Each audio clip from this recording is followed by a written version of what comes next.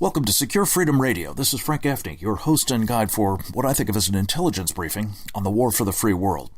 In that war, there is arguably no more important or more immediate battle space than that involving the Iran nuclear deal, the Obama bomb deal, as I'm fond of calling it, and the controversy that is really swirling about the content of the deal and its implications. A man with considerable insight into both the nature of the regime with whom we have made this agreement and its implications, I'm very pleased to say, is our first guest. He is Dr. Michael Rubin. He is a resident scholar at the American Enterprise Institute, the author of numerous books, including several involving Iran, the latest of which is entitled Dancing with the Devil. Michael Rubin, welcome back. It's good to have you with us, sir, as always. Hey, thank you, Frank. It's a pleasure to talk with you. A lot has been happening in the space of the past couple of days on this deal. We've had congressional testimony. We've had statements by, among others, senior French official. We've had some military personnel describing alternatives to the deal. I'm interested in sort of getting your 30,000-foot level view of where do you think this thing stands? Is it beginning to come a cropper? Well, it's incredible. I've never seen anything like it, Frank, because on one hand, the deal is starting to come apart. The Iranians are saying they're not abiding by it. They've already cheated on various aspects of their deal-making during the course of negotiations, and the deal doesn't do anything which the Obama administration promised it would. But at the same time, the Obama administration seems to be increasingly desperate. And what was really scary was when President Obama gave a background call to journalists, friendly journalists and friendly activists. He seemed to suggest that the reason he was doing this was simply to undercut any ability for anyone in the future to take a much more coercive line against Iran. You know, that's just crazy. Dr. Michael Rubin, I'm very pleased to say, is our first guest. A man with considerable insight into both the nature of the regime with whom we have made this agreement and its implications. Well, and it's unfortunately not the only indication that this is kind of the larger agenda here of enabling this regime, certainly legitimating it, but also funding it and indeed arming it, all of which would seem, Michael Rubin, especially based on your long experience with these guys, to be reckless in the extreme, isn't it? Well, it's absolutely reckless. And President Obama keeps talking about wanting to get out of the rut of history, but what he doesn't consider is that there's a reason why people are in the rut of history, that you can't get out of the rut if you don't change the mud. And in this case, the Iranians are the Iranian regime is the mud. I mean, there's a reason why we've had animosity towards them, and they've had animosity towards us. Fundamentally, they're not changing their ideology. They're not changing their posture. They're not changing their terrorist support. So by backing off, all we are doing is undercutting our allies, once again. That really has become the core of the Obama doctrine. And at the same time, we're empowering them vastly. And when you're talking about releasing $100 billion or more in frozen assets, in effect what you're doing is talking about giving them more money in a short period of time than the United States has ever lent to Israel over the course of its history. You're talking about giving them more money than was the Marshall Plan in Europe post-World War II. We're talking about getting in a short period of time more money than the United States has ever provided Israel in its history in total, in sum. We're talking about more money than went to reconstruct Europe under the terms of the Marshall Plan. And Iran isn't going to use that money to better ordinary Iranian people. That money is going to go directly into the pockets of the Islamic Revolutionary Guard Corps. It's going to be used for just two things and two things only. One is terrorism, and two is building up their ballistic and nuclear programs. Remember, Frank, and this frustrates me a great deal, I keep hearing, well, under the Bush administration, we tried coercion, and the Iranians had increased their centrifuges exponentially.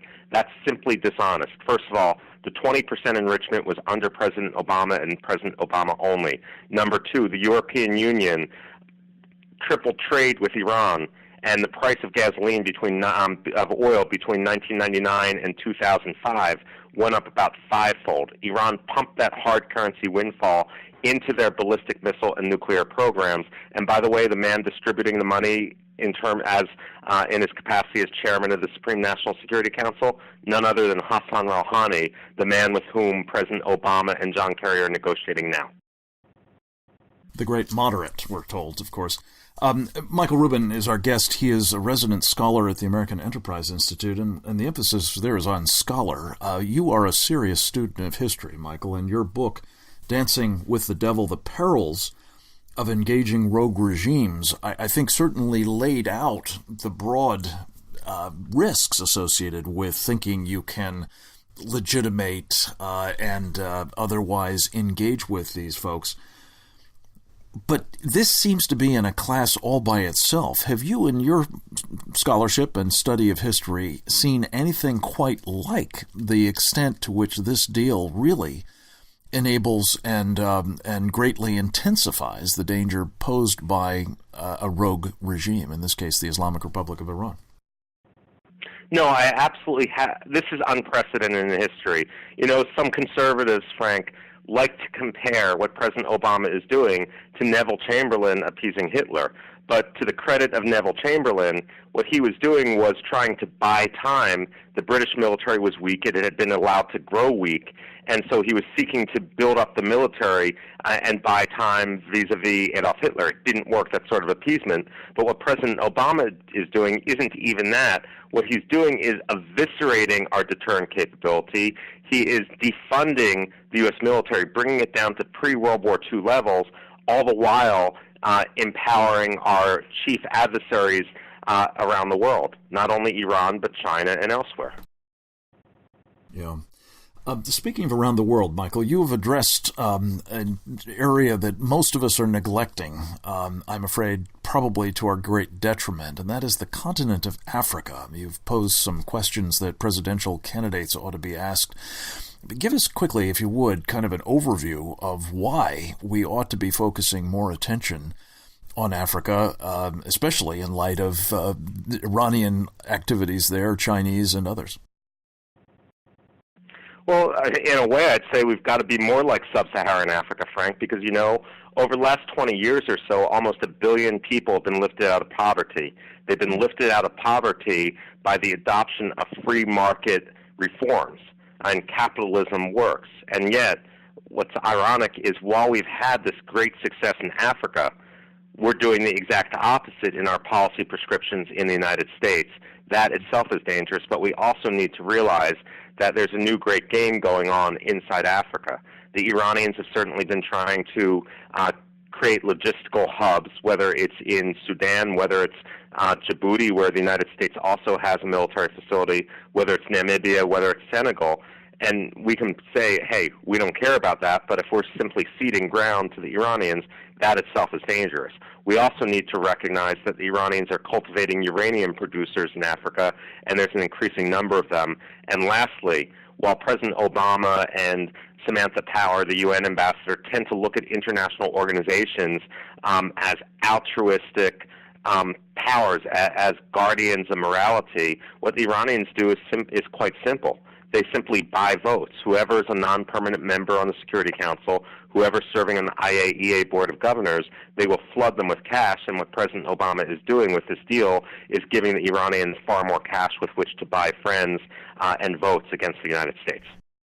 Yeah, and we will see that, I'm afraid, brought to bear not just at the United Nations and the Human Rights Council and so on, but even in the International Atomic Energy Agency, with which we've now contracted basically to try to keep an eye on what the Iranians are up to, all of which augurs very ill for the value, such as it is, of this agreement with respect to actually constraining Iranian nuclear capabilities, but also their larger designs in the region, and as you've said, Michael Rubin, in Africa and in our own hemisphere and elsewhere. Dr. Rubin, thank you as always for your time today and for the great work you do at the American Enterprise Institute, and not least the teaching that you're doing for our military personnel as they deploy to try to protect us in many of these dangerous parts of the world. Keep it up and come back to us again very soon. Bill Gertz joins us next. We'll talk with him about all of this and more straight ahead.